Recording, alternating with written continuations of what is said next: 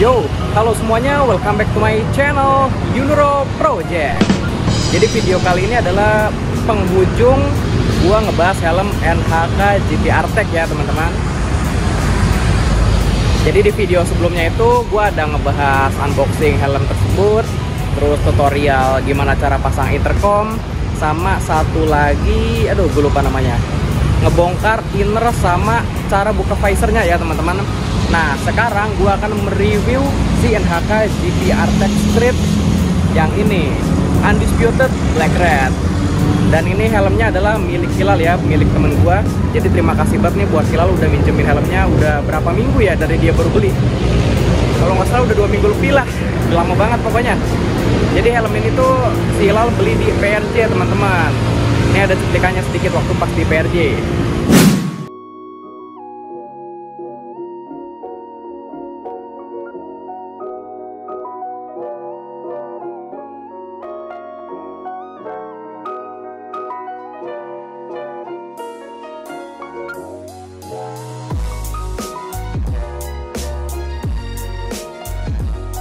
Oke, jadi seperti itu tadi ya cuplikannya pas di PRJ. Sekarang gue mau lanjut lagi nge-reviewnya.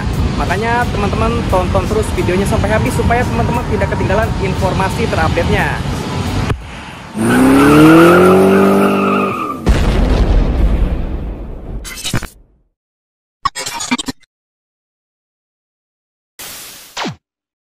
Oke, seperti biasa, gua akan mulai dari bagian eksteriornya dulu ya teman-teman, terutama pada bagian finishing. Kalau dilihat dari ya jarak segini memang kelihatan bagus ya finishingnya.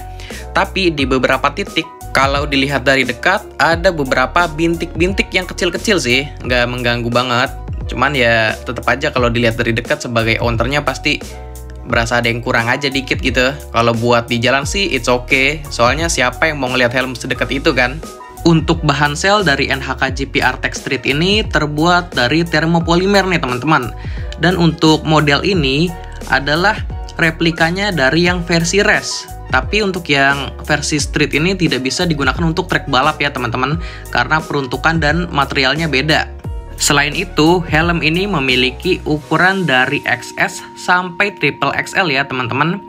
Dan untuk helm ini pun memiliki 2 versi sel. Jadi versi sel yang pertama itu dari ukuran XS sampai M, dan yang kedua dari L sampai triple XL. Untuk desain dari NHK GPR Tech Street ini, kalau dilihat-lihat agak seperti AGV ya teman-teman. Terus di bagian spoilernya, kalau kita ingat-ingat itu seperti Shark, tapi kurang panjang aja. Tapi serius, untuk desain selnya itu agak mirip seperti AGV K3SV nih teman-teman kalau dilihat dari posisi samping depan. Terus helm ini memiliki 4 lubang fan nih teman-teman. Yang pertama ada pada bagian mount fan-nya, dimana cara pengoperasiannya mudah juga. Teman-teman tinggal tarik aja ke bawah untuk ngebuka ya, terus untuk nutupnya tarik lagi ke atas. Lanjut, lubang vent selanjutnya ada di bagian dahinya nih teman-teman. Dan pengoperasiannya pun cukup mudah ya, walaupun tuasnya kecil. Ke atas untuk ngebuka dan ke bawah untuk menutup. Vent yang terakhir ada di bagian atas nih teman-teman, dan terdapat 2 lubang di bagian kanan dan kirinya. Kalau gue lihat dari desainnya, si vent atasnya ini seperti kepemilikan dari LS2 FF323 nih teman-teman. Kenapa gue bilang begitu? Karena gue pernah memiliki helm LS2 FF323 ya. Untuk pengoperasiannya pun juga cukup mudah, tinggal tarik ke belakang untuk membuka dan tarik ke depan lagi untuk menutup. Selain itu, visor dari helm ini sudah flat visor dari bawaannya nih teman-teman. Dan sudah terdapat push pinnya juga. Nah, push pinnya ini bisa diganti dengan dual tear off post, supaya teman-teman bisa masang anti fog dan juga tear off. Selain warna clear, helm ini punya 3 warna lainnya teman-teman ya. Jadi untuk yang clear itu visornya harganya 400.000. Terus ada warna biru. Yang warna biru itu harganya 700.000. Terus ada warna iridium silver di harga 600.000. Dan satu lagi warna light smoke di harga 500.000. By the way, untuk pembelian helm ini dapat bonus anti fog merek Pinlock dengan ukuran 70 ya teman-teman. Untuk step ngebuka visornya ada 3 nih teman-teman. Jadi pertama kebuka sedikit segini ya. Terus yang kedua langsung full hampir mentok sampai atas. Nah yang ketiga ini seperti untuk ngebuka visornya. Sedikit banget, truk. Nah, jadi ada 3 step ya teman-teman. Ditambah lagi untuk fitur keamanannya, helm ini memiliki fitur visor lock. Oh iya, sorry nih guys, ada yang kelupaan. Jadi untuk sirkulasi udara atau fan atasnya itu, pas anginnya masuk itu akan dibuang melalui exhaust nih teman-teman. Jadi lubang exhaustnya ada 2 di bagian belakang spoilernya. Bobot dari helm NHK GP Artec Street ini ada di angka 1750 gram ya teman-teman. Apakah dengan berat segitu akan pegel pada saat penggunaan lama gitu ya? Makanya teman-teman tonton terus videonya. Nanti akan gue bahas pada bagian bahas impresi. Untuk sertifikasinya, helm NHK GP Artec Street ini hanya ada SNI ya teman-teman. Oke, untuk eksteriornya sudah gue bahas semua, sekarang beralih ke bagian interior. Di bagian bawah kita lihat memiliki fitur chin curtain. Terus untuk busanya atau bahan dari interiornya ini halus banget teman-teman. Terus ini yang bagian kayak jaring-jaringnya gitu neck roll, dan ada bagian kulit sintetisnya juga sedikit nih. Tapi NHK memang the best sih masalah bahan interiornya itu halus banget. Ditambah lagi helm ini memiliki fitur ERS atau Emergency Quick Release. Untuk strapnya pakai model D-ring nih teman-teman, jadi bakalan safety banget dah. Untuk innernya sendiri, helm ini terdiri dari 3 bagian, yaitu ada 2 cheek pad dan 1 crown pad. Dan semua padnya ini removable nih teman-teman, jadi bisa dilepas dan gampang nyucinya. Bukan hanya itu, helm NHK GP Artec Street ini memiliki fitur ready for intercom juga nih teman-teman. Jadi sudah ada slot untuk pemasangan intercom dan speakernya. Wah, ini udah mantep banget. Makanya di video sebelumnya gua ngebahas gimana cara pasang intercomnya. Teman-teman bisa lihat aja di outro-nya nanti atau di kanan atas ini ya. Lanjut, di bagian atas mount fan-nya terdapat juga nose guard nih teman-teman. Jadi buat melindungi dari udara atau debu pada saat helmnya dibuka. Nah, yang paling penting helm ini ada fitur wearable glass.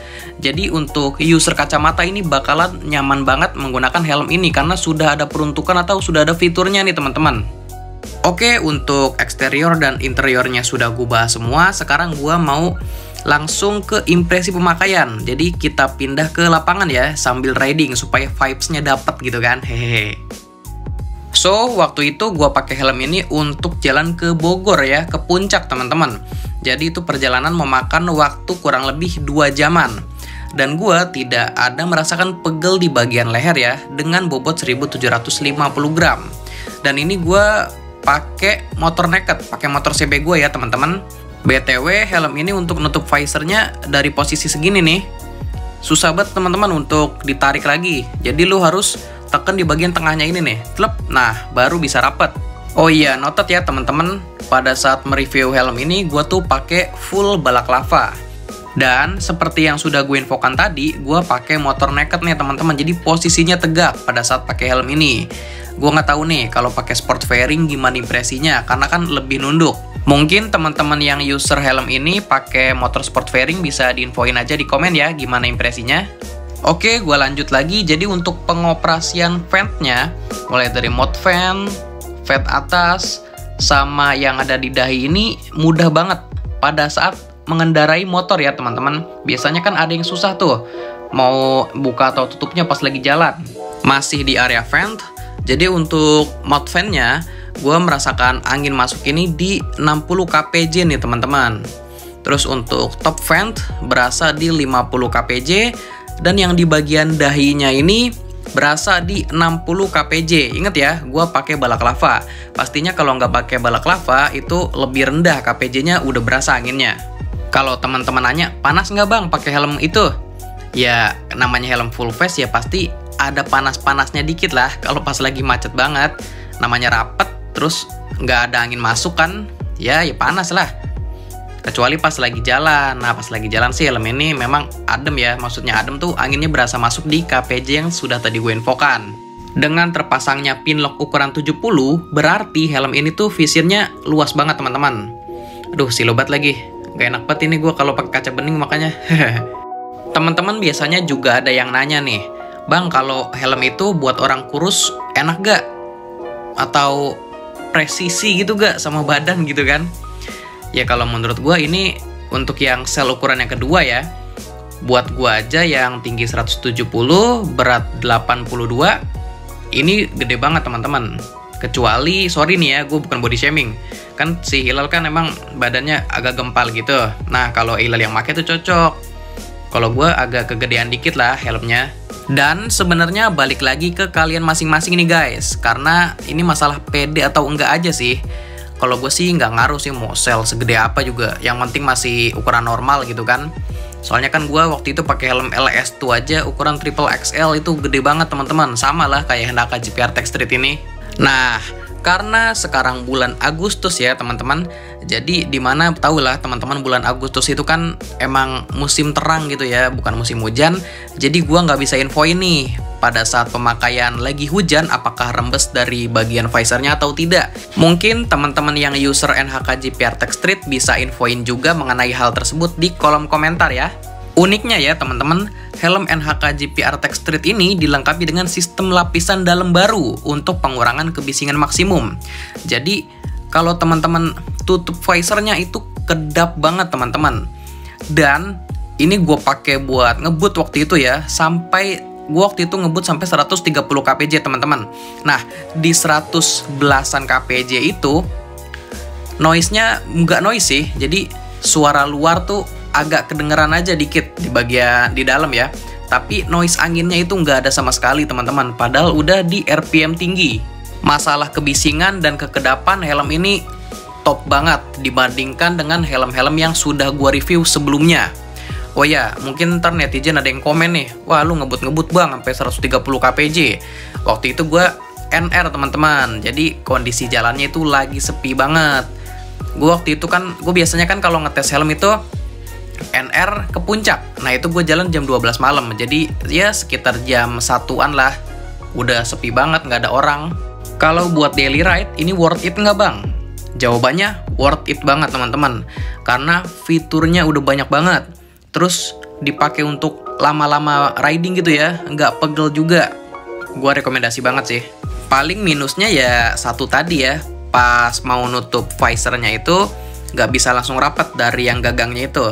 Cuman sampai yang kebuka dikit, abis itu harus ditekan lagi bagian tengahnya. Tapi itu bukan masalah besar. Harganya pasti mahal kan bang? Orang fiturnya banyak. Kagak teman-teman, menurut gua dengan harga segitu memiliki fitur banyak itu termasuk murah. Soalnya kalau lu bandingin sama kompetitor dengan harga segini, fiturnya nggak selengkap ini gitu loh. So, helm ini dibanderol ada 3 harga teman-teman. Jadi untuk yang warna solid dibanderol 1,3 juta. Terus yang grafik dijual 1,4 juta. Dan untuk yang motif balap, replika balap gitu ya, dibanderol 1,6. Oke, semuanya sudah gue bahas. Jadi kalau ada yang ketinggalan atau ada yang teman-teman mau tanyakan, bisa tulis aja di kolom komentar. Oke, gue rasa cukup sampai di sini dulu informasi yang bisa gue sampaikan. Kalau video ini bermanfaat, jangan lupa like, share, dan subscribe. Dan nyalain loncengnya juga nih teman-teman, supaya teman-teman mendapatkan notifikasi terupdate. Terus kalau teman-teman ada masukan buat channel ini atau saran buat konten ini juga ya, bisa bantu di komen aja.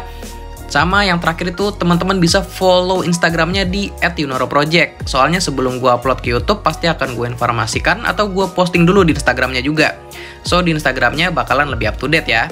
Oke, gue rasa itu aja dulu. Sampai berjumpa di video seputar roda 2 dan apparel riding berikutnya.